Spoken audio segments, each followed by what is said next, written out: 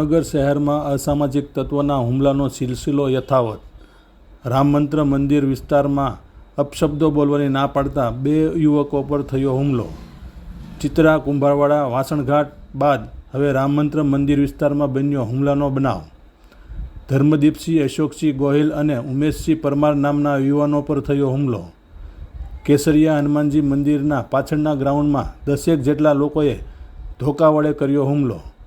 દિવ્યરાજસિંહ મહાવીરસિંહ ગોહિલ, હિતુભા ઝાલા અને તેમના ભાઈ શક્તિસિંહ તેમજ કાના નામના શખ્સ સહિત 8 થી 10 લોકોએ કર્યો હુમલો. ઇજાગ્રસ્તને સારવાર અર્થે સટી હોસ્પિટલ ખાતે ખસેડવામાં આવ્યા.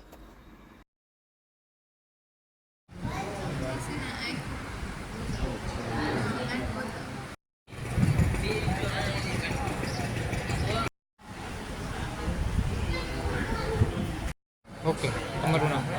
મારું નામ ગોહિલ ધર્મદીપસિંહ અશોકસિંહ, રહેવાનું કેસરિયા હનુમાન રામનગર કાળિયાબી. કોમન પ્લોટને રમત રમવાની લીધે, સાધારણ બોલાચાલીના લીધે રાતે લગભગ 10-12 શખ્સોએ આવીને હુમલો કરેલ છે.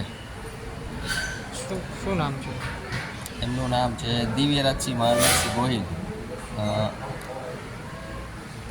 બીજા તો અજાણ્યા છે, અમુક 4-5 જણા. અને દિવ્યરાજસિંહ ગોહિલ 2 જણા છે. એક ઝાલા છે, હિતુભા ઝાલાનો ભાઈ. પછી એક કાનો કરીને છે, ઉર્ફે નામ તો નથી ખબર.